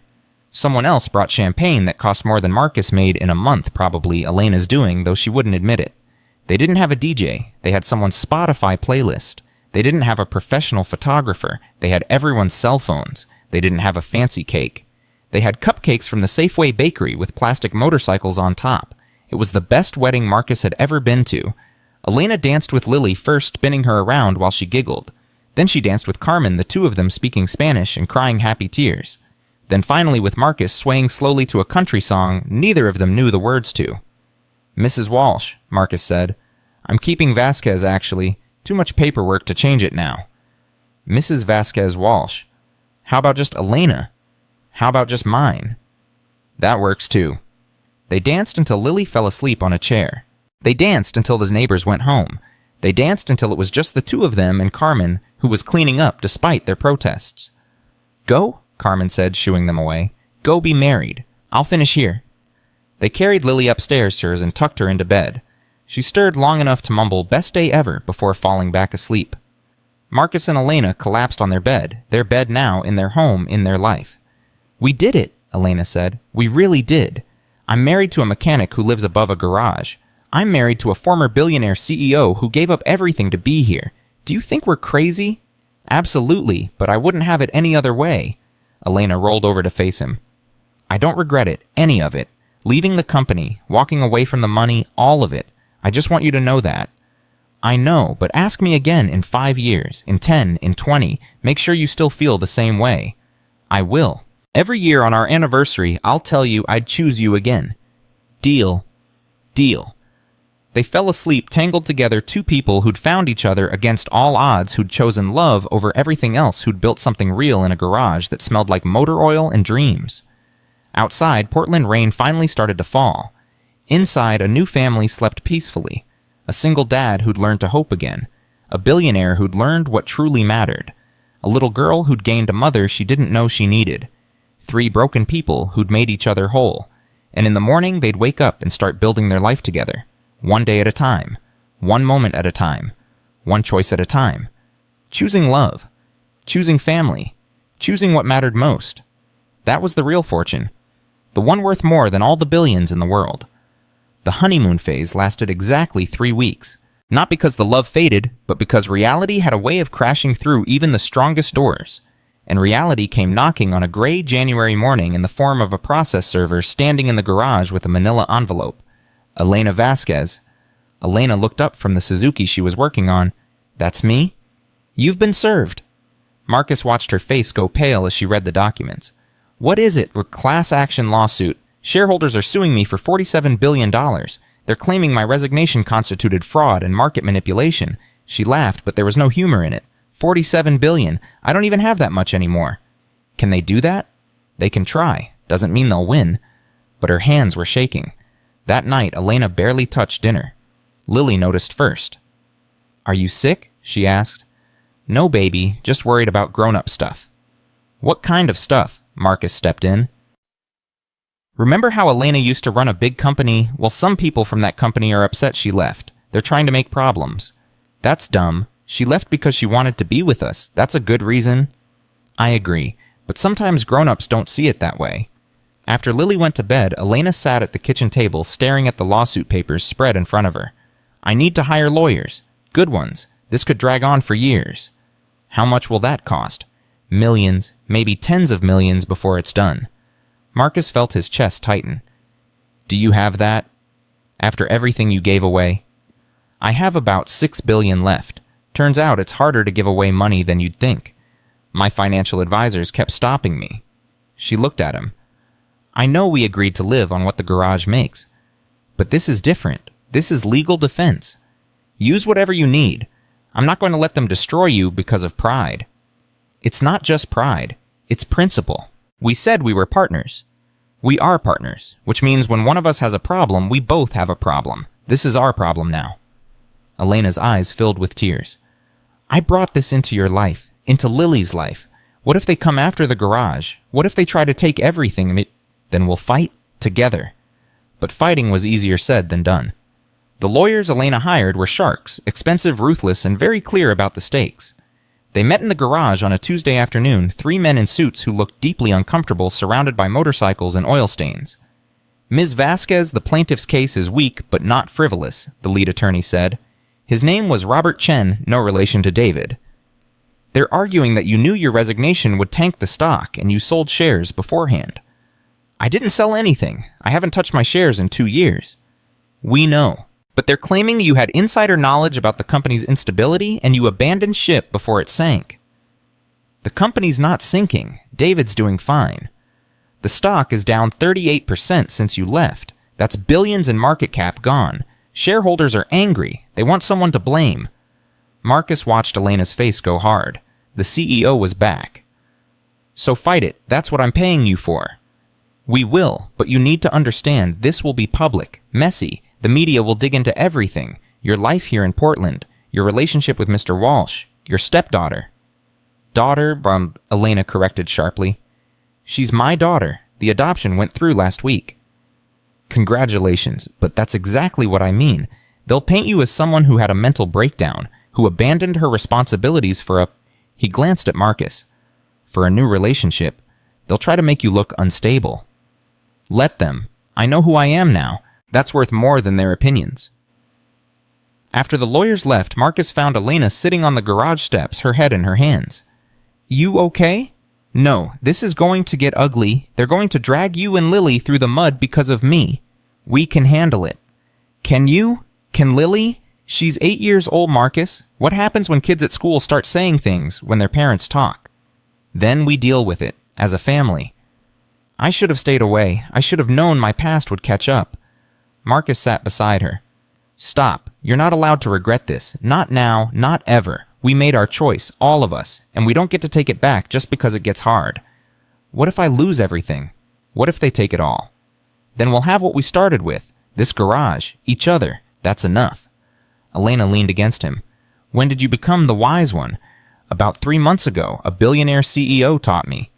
The lawsuit hit the news 2 days later. Former tech CEO Elena Vasquez faces billions in shareholder lawsuit. The headlines were brutal. The articles worse. Sources say Vasquez abandoned her company for a relationship with a motorcycle mechanic in Portland. Friends claim Vasquez had a mental breakdown and made irrational decisions. Is this the end of Elena Vasquez's empire? Marcus stopped reading after the 3rd article. Elena read them all. They're calling me unstable, she said that night. They're saying I'm not fit to run a company, that I threw away my legacy for a fling. Do you care what they think? I shouldn't, but I do. I spent 20 years building a reputation, and they're destroying it in days. Your reputation with people who never knew you, who only saw what you could do for them. Screw them. Easy for you to say. You're not the one they're calling crazy. No, they're calling me the mechanic who seduced a billionaire. We both look bad. Welcome to the club. Elena laughed despite herself. We're a mess. We're a beautiful mess. But the mess got messier. The media found the garage. Reporters started showing up asking questions. Customers got harassed. Someone took pictures of Lily at school and put them online. The principal called the new one, who was better than Mrs. Davidson, but still worried. Lily's being affected by all this attention, she said. Other children are asking questions. Parents are concerned. Concerned about what? Marcus asked. About the publicity, about whether Lily's safe, about whether this environment is healthy for children. Marcus's temper flared. My daughter is safe. She's loved. She's happy. That's all that matters. I understand, but we need to consider the other students too. Are you asking me to pull her out of school?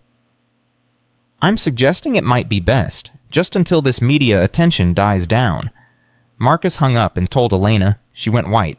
They want to take her out of school because of me, because I'm too much trouble. No, they want to take her out because people are idiots and the media is predatory. That's not on you. It is on me. Everything happening to you and Lily is because I brought my chaos into your lives. Elena? No, listen, maybe they're right. Maybe I did have a breakdown. Maybe I made this decision from a place of desperation and now you're paying the price. Stop it. Right now, you don't get to do this. You don't get to second guess everything because things got hard. What if I'm wrong? What if leaving was the biggest mistake of my life and I dragged you down with me? Marcus grabbed her shoulders. Look at me. You're not wrong. This is hard, yes, but it's worth it. We're worth it. And if you're having doubts, if you want to go back, then say it. But don't hide behind what-ifs and maybes. I don't want to go back. Then stop acting like you do. It was the first real fight they'd had. Elena went upstairs to her studio and didn't come down for hours. Marcus threw himself into work rebuilding an engine with more force than necessary. Lily sat in the corner doing homework, too quiet, sensing the tension. Are you and Elena fighting? She asked finally. Yeah, baby, we are. Is she going to leave? No, absolutely not. We're just figuring some stuff out. Mommy used to say that fighting means you care. She said the only people who don't fight are people who gave up. Marcus's throat tightened. Your mommy was right. So you and Elena care. More than anything. Then you'll figure it out. Out of the mouths of babes. That night, Marcus climbed the stairs to Elena's studio. He knocked. No answer. I'm coming in, he said, and opened the door. Elena sat on the floor, surrounded by her laptop and documents and half-drunk coffee. She'd been crying.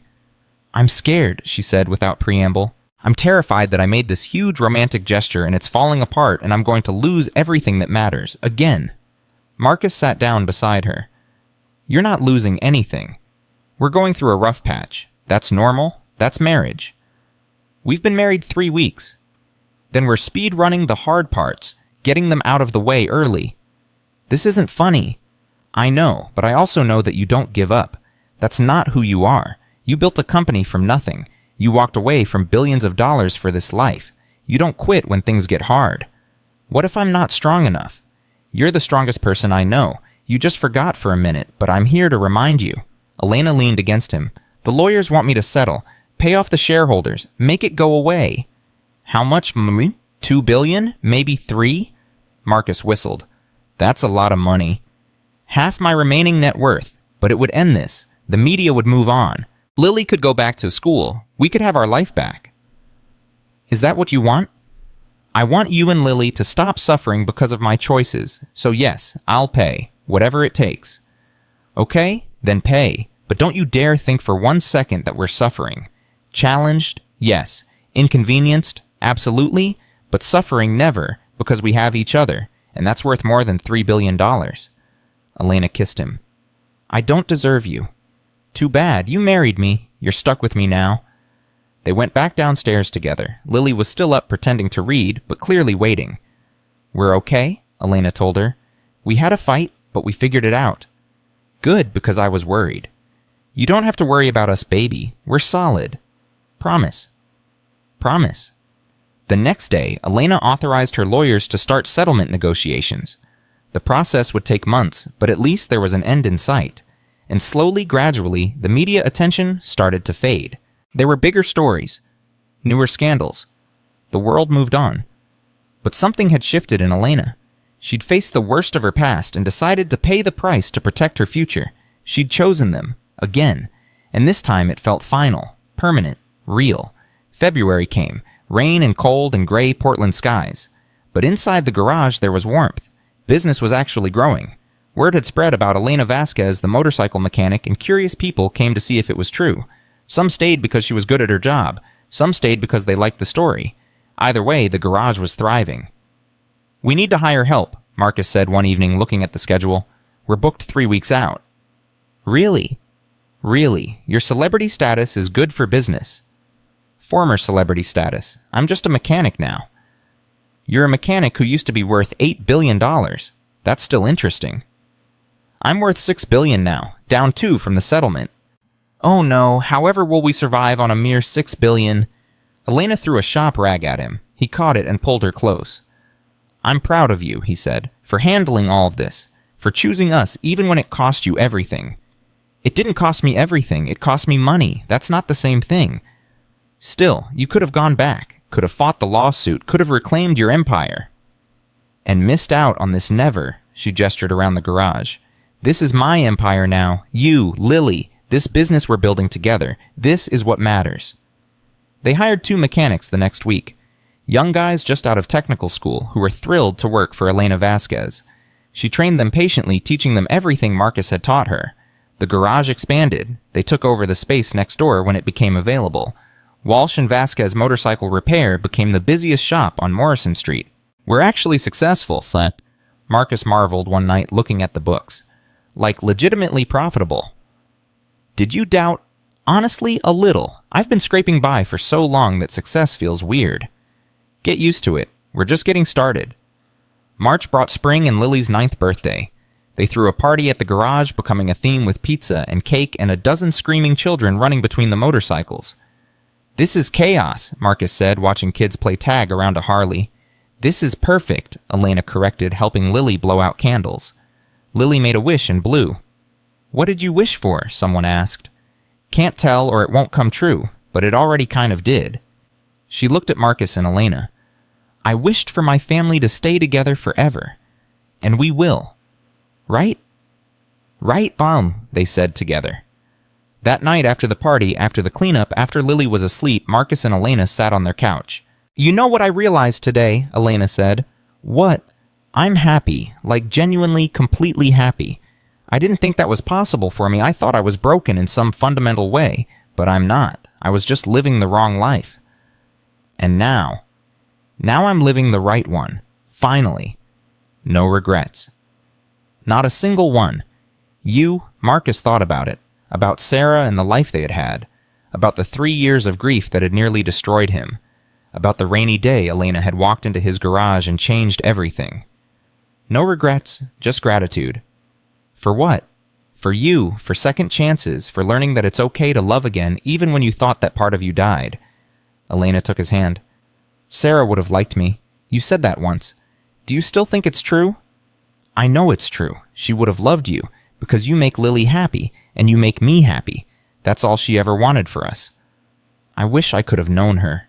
"Me too. But in a weird way, I think she sent you. I think she knew we needed someone, and she found you." "That's a nice thought." "It's the truth. I feel it." They sat in comfortable silence, two people who'd found each other against impossible odds, who'd built something real from broken pieces, who'd learned that love was worth any price. April came, and the settlement finally went through. Elena signed the papers without ceremony. $2.8 billion transferred to shareholders who'd never know her name. The lawsuit was dismissed. The headlines faded. Elena Vasquez became old news. "How does it feel?" Marcus asked. "Being worth half what you were 6 months ago. Honestly lighter, like I cut off dead weight." $3 billion in dead weight. The best money I ever spent. May brought warm weather, and the first anniversary of the day, Elena had walked into the garage. They celebrated by taking Lily on a motorcycle trip up the coast. 3 people, 2 bikes. Selena had her street. Bob Marcus had his Triumph, and Lily rode on the back of his arms wrapped tight around his waist. They stopped at viewpoints and ate fish and chips in seaside towns and stayed in cheap motels that smelled like salt and old carpet. It was perfect. It was exactly what Elena had been searching for when she'd left her old life behind. "Thank you," she said one night, watching the ocean from their motel balcony. "For what?" "For believing in me, for letting me stay, for showing me what life could be. Thank you for choosing us, for giving up everything to be here." "I didn't give up anything. I traded empty success for real happiness. Best deal I ever made." Lily appeared in the doorway. "Can we go swimming tomorrow?" "The ocean's freezing, baby," Marcus said. "I don't care. I want to swim in the ocean with my family." Her family, not her dad and his wife. Her family. They went swimming the next day. The water was indeed freezing. Lily screamed and laughed and splashed them both. Elena's teeth chattered, but she was grinning. Marcus couldn't remember the last time he'd felt so completely, utterly content. This was what Elena had walked away from billions to find. This moment, this feeling, this life. And looking at her face, Marcus knew she'd make the same choice 1,000 times over. They drove home to Portland sunburned and happy and completely exhausted. The garage was waiting. Work was waiting.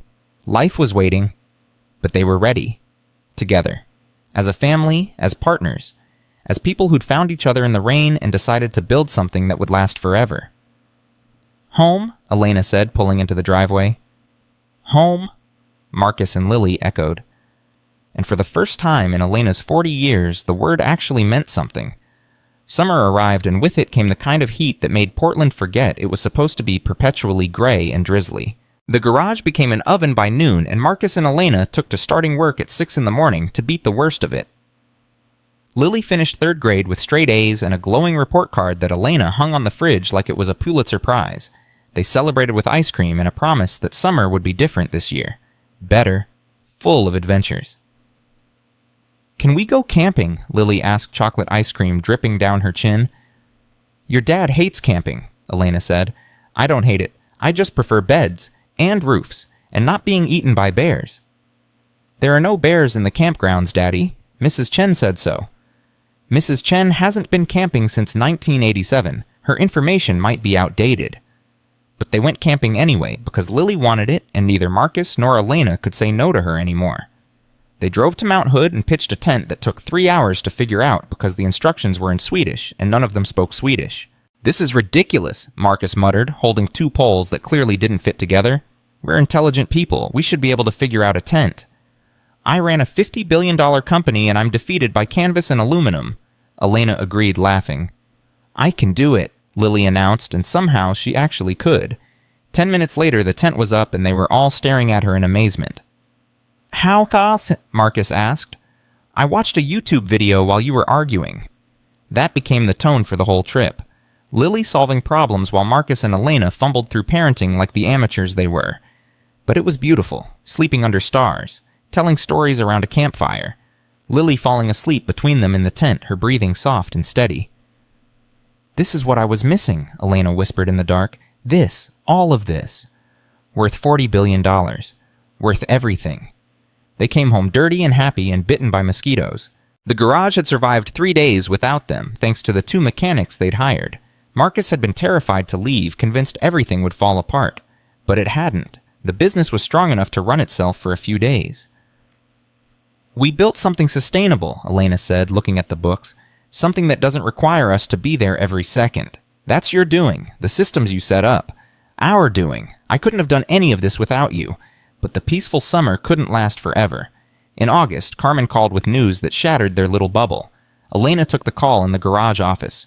Marcus heard her voice change, heard the grief that came pouring through. When she emerged 15 minutes later, her face was pale. "My mother's sick. Cancer. Stage 4. The doctors say maybe 6 months." Marcus pulled her close. "I'm so sorry." "She wants me to come to Barcelona, to be with her, to say goodbye." "Then we go, all of us. We close the garage for however long you need." "Marcus, we can't just leave. The business will survive. Your mother won't. This isn't a discussion. We're going." They flew to Barcelona 2 weeks later. First class because Elena insisted and Marcus was too tired to argue. Lily pressed her face against the window the entire flight, watching the world shrink beneath them. Carmen lived in a small apartment in the Gothic quarter surrounded by photos and memories and the smell of sickness that no amount of open windows could clear. She'd lost weight, her skin paper thin, but her eyes were still fierce. "Mija," she said, holding Elena like she might disappear. "You came." "Of course I came. And you brought my granddaughter." Carmen switched to English, reaching for Lily. "Come here, beautiful girl. Let me look at you." Lily went to her shyly. "Are you very sick?" "Very sick, but I'm happy now that you're here." They stayed in Barcelona for 3 weeks. Marcus explored the city with Lily while Elena sat with her mother, the 2 of them speaking Spanish and crying and laughing and making peace with the past. "I was wrong about you," Carmen told Elena one afternoon. "When you started your company, I thought you were choosing money over family, but you were just trying to prove something." "I was trying to prove I was worth something, that I mattered." "You always mattered. I just didn't know how to show you. Your father and I, we were so busy working, surviving. We forgot to tell you that you were enough just as you were." "I know that now. Marcus taught me." "He's a good man, a simple man, but good. You chose well this time." "This time," Carmen smiled. "There were others before him, rich men, powerful men. None of them loved you. They loved what you could do for them. But Marcus, he loves you. I see it in how he looks at you." "I love him too, more than I thought possible." "And Lily, you love her like she's yours." "She is mine, in every way that counts." "Then you have everything. More than I ever gave you. I'm proud of you, Mija, for walking away from the lie and choosing the truth." Elena held her mother's hand. This woman who'd given her life and struggled to give her love and forgave everything that needed forgiving. Carmen died 2 weeks after they returned to Portland. peaceful in her sleep with a photo of Elena and Lily on her nightstand. Elena flew back alone for the funeral, and when she came home 3 days later, she collapsed in Marcus's arms and cried for hours. "She was ready," Elena said finally. "She told me before we left. She said she'd held on long enough to see me happy, and now she could let go. She loved you so much." "I know. I just wish I'd had more time with her. Wish she could have seen more of this life we built." "She saw enough. She knew you were happy. That's what she needed." So, September came and Lily started 4th grade. Elena volunteered to help with the school's STEM program, teaching kids about engineering and problem solving. She was a natural teacher, patient and enthusiastic, and the kids loved her. "You should do this full time," Marcus said one evening. "Teach. You're amazing at it." "I like working in the garage." "You can do both. Teach a few classes a week. Make a difference." Elena thought about it. "Maybe, but not yet. Right now, I'm happy where I am." And she was happy. Genuinely, completely happy in a way she'd never been when running Vasquez Tech. She woke up excited for the day. She laughed more. She was lighter, but that didn't mean her past was done with her. In October, David Chen showed up at the garage. He looked older, more tired than the last time they'd seen him. "Elena, can we talk?" "I don't think there's anything left to say." "Please, 5 minutes." Marcus started to intervene, but Elena waved him off. They stepped outside into the October rain. "What do you want, David?" "The company's struggling. Really struggling. The board brought in a new CEO, but she's not you. She doesn't understand the culture, the vision. We're losing people, losing contracts. The stock is down 60% from where it was when you left." "That's not my problem." "But it could be. Come back. The board will vote you back in. They know they made a mistake forcing you out." Elena laughed. "Forcing me out, I left. I chose to leave. You left during a crisis. That's abandonment. No, that's self-preservation. And I'm not coming back. Not for you, not for the board, not for anyone. Elena, you built this company. Don't you care what happens to it?" "Of course I care. But I care more about the life I have here, the family I have here, the person I've become here. Vasquez Tech was my past. This is my present and my future." David looked past her into the garage where Marcus was working on a motorcycle. "You really chose this over everything you built." "I chose happiness over success, love over money, being over doing, and I'd make the same choice every single day for the rest of my life." "You're wasting your potential." "No, I'm finally using it for something that matters." David left, shaking his head. Elena watched him go and felt nothing. No regret, no second thoughts, just peace. That night she told Marcus about the conversation. "Part of me wondered if you'd be tempted," he admitted, "to go back, to reclaim your empire." "Not even for a second. That empire was built on sacrifice and loneliness and forgetting what it meant to be human. I don't want it. I never want it again." "What if in 10 years you change your mind? What if you wake up and realize you gave up too much?" Elena took his face in her hands. "Listen to me. In 10 years, I'll wake up next to you. I'll make breakfast for Lily, who'll probably be a teenager who doesn't want to talk to us. I'll go to work in our garage. I'll fix motorcycles and teach kids and live a small, beautiful life. And I'll be grateful every single day that I was brave enough to choose it. That's not giving up too much. That's gaining everything." Marcus kissed her. "I love you."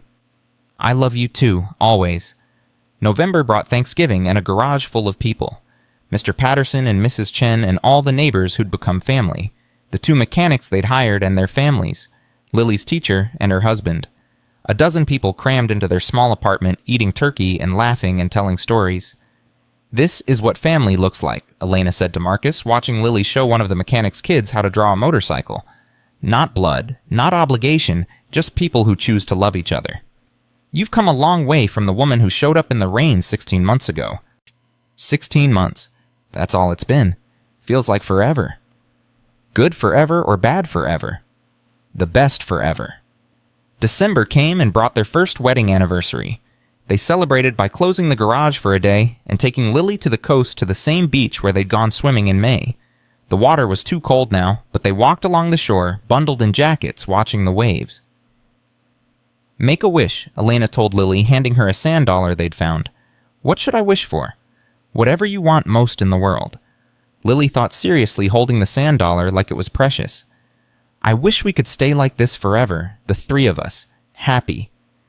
"That's a good wish," Marcus said, his voice thick. The best wish, Elena agreed. They drove home as the sun set Lily asleep in the back seat and Marcus reached for Elena's hand. Happy anniversary.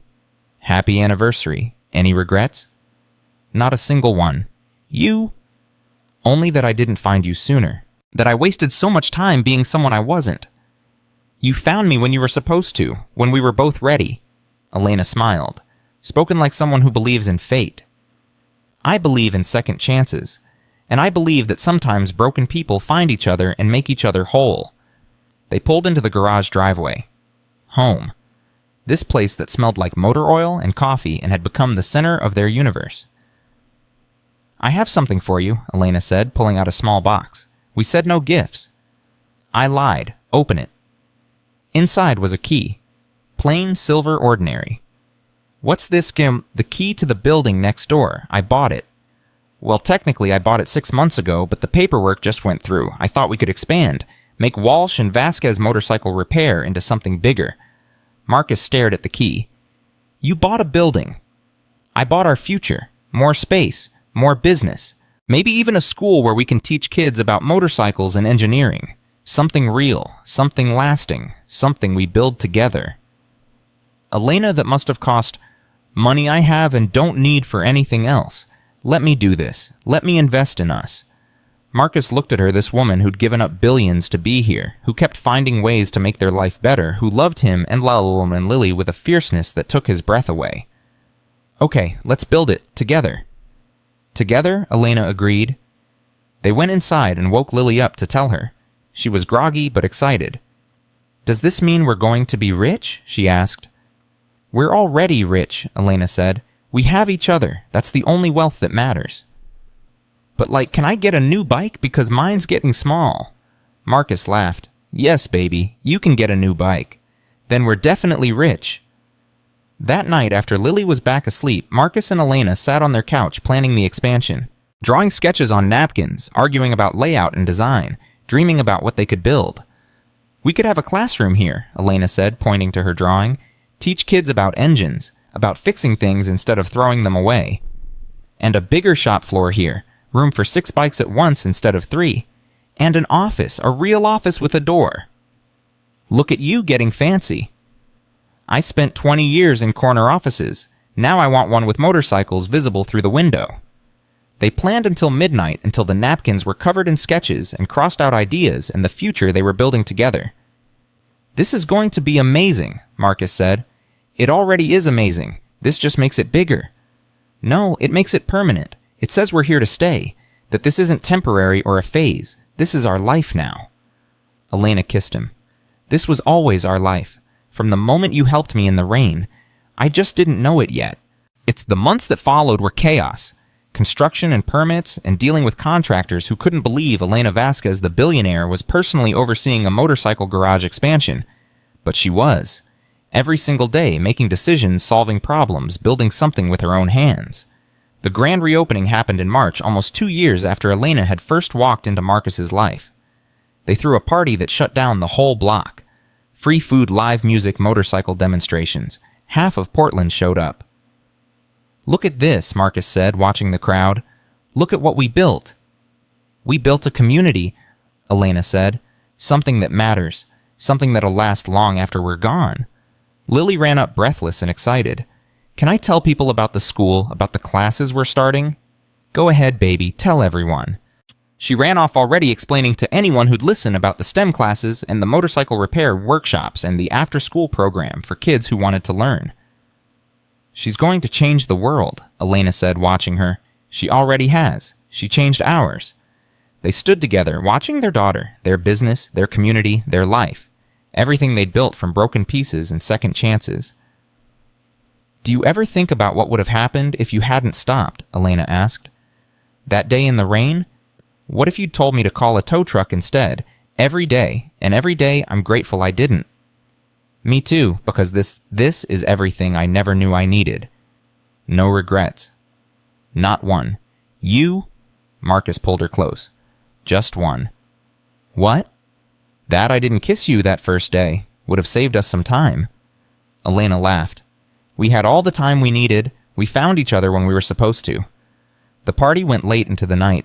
People came and went, stories were told, friendships were made, and through it all, Marcus and Elena stood together watching the life they'd chosen unfold in front of them. As the last guests left and they locked up the garage, Lily between them holding both their hands, Marcus thought about how far they'd come.